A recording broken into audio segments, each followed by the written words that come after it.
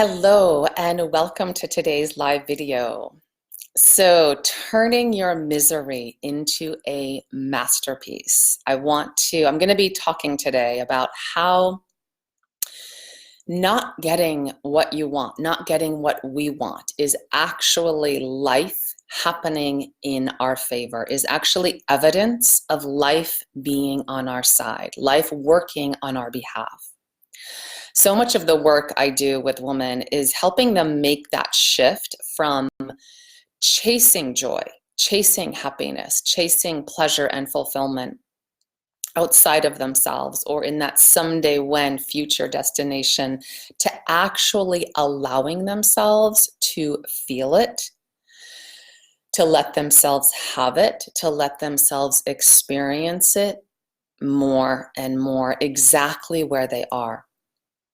So much of our suffering comes from all the ways in which we resist what is, in which we judge what is, in which we believe that what is happening shouldn't be happening, and trying to hurry up to get away from wherever we are and get to what we believe should be happening, to where we wish we were, that we believe is going to be better than where we are. Versus the definition of happiness that I love, that I heard many months ago from a Buddhist nun. Happiness is wanting to be exactly where we are. But how do we do this when where we are isn't what we want it to be, isn't feeling the way we want it to feel? So that's exactly what I'm going to be walking you through today. So going along with that definition, happiness is wanting to be exactly where you are. Really, the joy, the pleasure, the fulfillment that we seek is really what grows out of being more fully where we are and giving ourselves the permission to embody those qualities of the woman we aspire to be exactly where we are, rather than letting the external circumstance dictate who we will be, how we will feel or not. So as you're listening, I want to invite you to kind of walk through this with me. I'm going to share a personal example.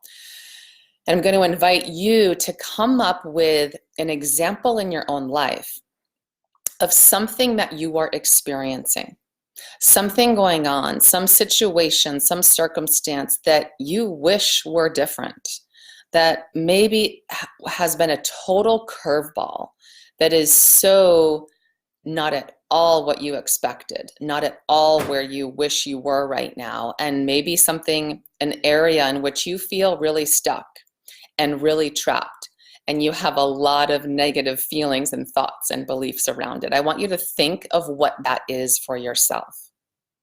And we're going to be turning that around. And I'm going to share a really personal example to show you sort of what's possible and what these shifts really look like. I remember years ago when I was living on an island 6 hours off the Pacific. I ended a relationship, so it really wasn't feasible for me to just hop in my car and drive, to the next, over the border into another state. I had to really close up that entire chapter of my life. And there I was, like 6 hours off the Pacific. And I had to find a way to start over. So basically, I moved back in with my mother. Now, I had left home when I was 15 years old. I had traveled the world. I had lived all over the world. I had traveled all over the country. I had gone overseas to study and live and just explore and have adventures. So for me to be, so there I was, totally living a fully independent life. And I found myself back living in my mother's home. kind of starting over in many ways. And this was something that I felt really initially a lot of shame and embarrassment about. I felt like I was slipping back. I felt like it was a backward step. I felt it was very humbling. It was not at all what I expected, not at all where I expected to be at that point in my life. So it was very humbling. And I felt embarrassment. I felt some humiliation. I felt really a lot of vulnerability around that, a lot of judgments about myself. And it wasn't until, and I knew I didn't want to stay there. I didn't want to keep perpetuating that line of thinking and that self-judgment and stay in that self-conscious kind of shame spiral around it. And it wasn't until, so I was kind of working it myself, but when I met a friend, and I made some comment and she made this comment back. Her mother was no longer living. And she said, when she's gone for good. And something inside completely switched for me. And I caught myself in how unconsciously I was thinking and relating and experiencing what really was an enormous blessing. And so I went to work to turn what I was feeling as misery. I mean, that's sort of an exaggeration because my mom's my best friend, but I started to turn that around in every possible way that I could. I started to see that, when she's gone, she's gone. So how do I want to be in this situation? Knowing I don't get time with my mother back. And I have it in abundance now. And I started to really just fall in love with my mother in all these simple and profound ways. And I started to really savor and appreciate the opportunity that experience afforded me. It really allowed me to dive deeper into myself, to really heal from the heartbreak, from the breakup I had just experienced. And not only that, but to just dive more deeply into my own spiritual journey, because I had the time and the space and the solitude and the permission and the safety and the comfort. And there's a long list of blessings that I could go on and on about, but I'm really inviting you to look for yourself for, I'm just trying to think if there was any other pieces of the shifts, but it was really, just to really relish the depth of our bond that as adults we could now experience, because the last time I had really spent time with my family was as a teenager, because I really was only seeing them, once or twice a year when I was traveling. So anyways, I want you to ask yourself, what is in the way once you've identified something in your own life that you feel ashamed about, or you feel judgment towards yourself about, or you're beating yourself up, or you're making it wrong, or you're resisting it? What is in the way of you experiencing the happiness, the freedom, and the joy and the peace that you desire in the face of that situation? What are all the judgments and the beliefs that are standing in the way of your happiness, of your fulfillment, of your delight, of your freedom to feel the way you want to feel? Really identify what those thoughts and those beliefs are. And start to explore, and that's exactly what I began to do, is how you can turn what feels really, maybe it's a source of shame or a source of embarrassment or a source of humiliation. How can you turn that into the blessing that it is? Something worthy of celebration, something worthy of actually feeling proud of and feeling happy and grateful for. This is really the work of looking at how does what your ego might see as a failure, how is that actually a huge success according to your soul? How is it actually an activation, an initiation into your next level self, into your next level experience? Because you can either continue to fight it, resist it, blame yourself, judge your life, feel inadequate, feel inferior, feel wrong and broken, beat yourself up, feel bad and ashamed, or you can really go to work and choose to decide that everything in your life is always in divine perfection 100% of the time. Which means if there is an unwanted circumstance, then that must be part of what is perfect and right.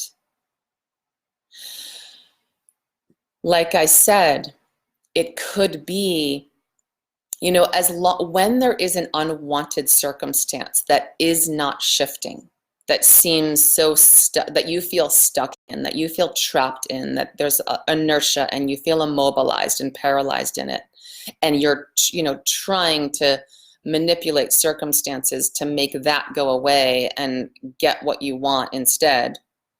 If it's not shifting, if it feels immovable. Hey, welcome Christina, welcome Sally, wonderful to have you ladies, long time no see. If it's not shifting, it means there is still medicine to be had, to be received, to be excavated from it. Because once the learning, once the growth, once the lesson has been fully gotten and integrated, that unwanted situation will naturally dissolve and fall away because it's no longer necessary. It will have served its purpose, so you will no longer need that to be reflected in the external. So part of this process is asking yourself, what am I not yet seeing? What is it that I need to forgive in order to step into more love for myself and love for my life just as it is? What is really going on here that I have not been willing to see? How is this a gift? How is this a blessing that is affording me an opportunity to actually dig even deeper, to become the woman that I would not have had the opportunity to become had this situation not manifested in this way? Another really powerful way to look at this is to remember, how do I want to put this? I remember writing a post about this many, many weeks ago, maybe months ago, but it's to recognize that someone right now is living your dream come true. And they could be very unhappy. They could feel very miserable. And they could feel not enough and broken and incomplete and be longing for that to change, to get somewhere else. On the flip side, how could the very circumstance that you might be resenting, that you might feel ashamed of, that you might be judging as wrong and inferior, and shouldn't be happening. How could that actually be someone's dream come true? The point in my saying this is that the dream come true quality and feeling and experience does not belong to the experience itself. It is what you bring to it or not. So for example, in my situation, when I moved back in with my mother, I could have seen it. I could have continued to see it the way I was seeing it as, oh my God, I'm like totally took a step backwards. This is so humiliating. This is so embarrassing. Like to go from being totally independent world traveler to living at home with my mom again. Or I could see it like, oh my God, and I had women express that. Like, God, I wish I had more time with my mom. I wish my mother was still alive, that I could enjoy being in her presence again. I wish my mother was my best friend so that things were harmonious with us, right? There's such a vast spectrum of people's women's relationships with their mother. And I could feel like my relationship with my mother is really a dream come true. But as long as I was in judgment, I wasn't experiencing as that. So I hope that's clear. Let me see if there are any questions. All right, so I'm going to keep going because I tend to get a little distracted with questions and comments. So I'm almost done here, but that's a really powerful thing to reflect on, is how is the very situation you're in that you feel trapped and resentful and judgment about, how could that actually be someone else's dream come true? What are the components that are in place that you are not appreciating? How could those be enviable and worthy of celebration and admiration to someone else? Your work is to really dig deep for that. So, like I was saying, the dream come true experience, the admirable experience, the celebration, the enjoyment, the fulfillment doesn't belong to the external circumstance itself. It is what you bring to it.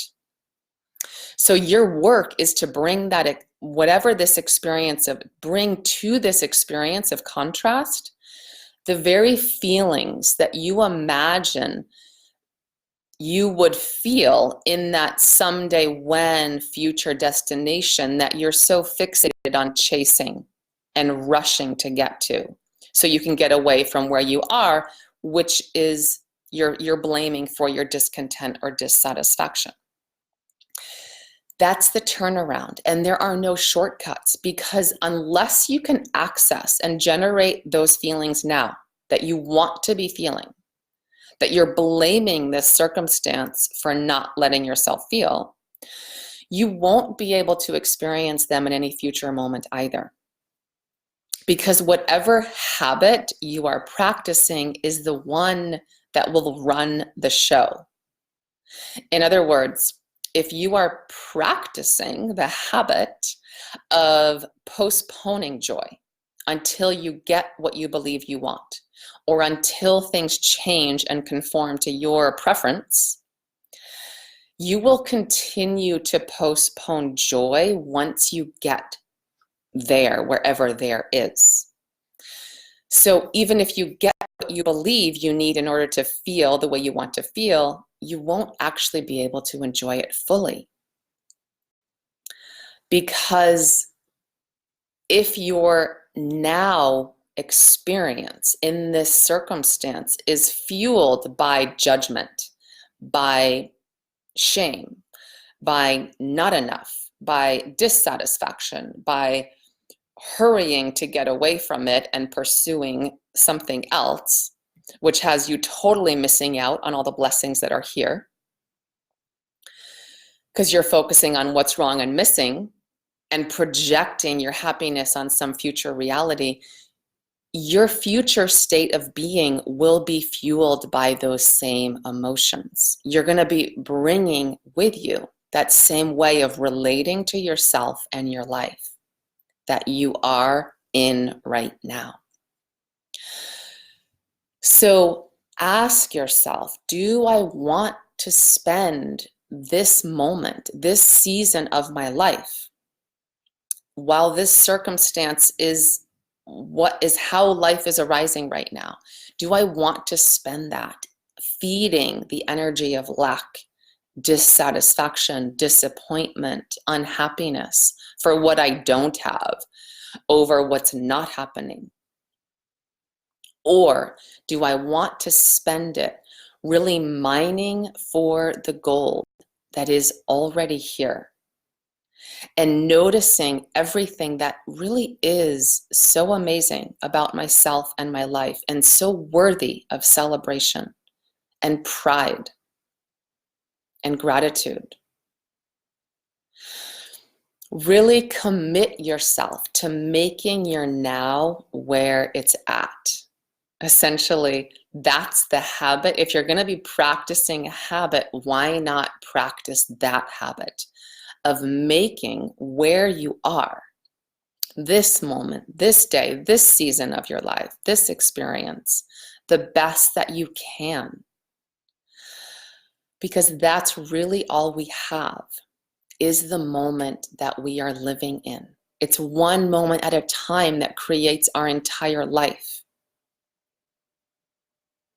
So I am in the process of creating a free training coming up at the end of next week that is going to be all this and so much more about really feeding your soul's hunger for more passion, for more aliveness, and how to really nourish your own fullness and your own fulfillment so that you stop living in a desert and really start optimizing for more aliveness and more fulfillment without having to go anywhere other than exactly where you are. So if what I've shared today resonates with you, if you would like to get more of this content and different and more, I don't have the link to promote it yet, but I want you to just comment, post in the comments or message me. So I'll just make sure that you get the notification once I have the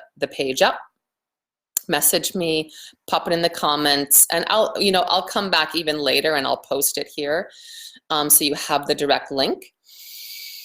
So you can join that free training. It's probably going to be around a week from now or next Friday. So I'd love to have you join. And if you're listening to the replay, yes, great. I will definitely make sure you are in the know and you have all the deets, Christina. If you're listening to the replay, if you have questions for me, please bring them on.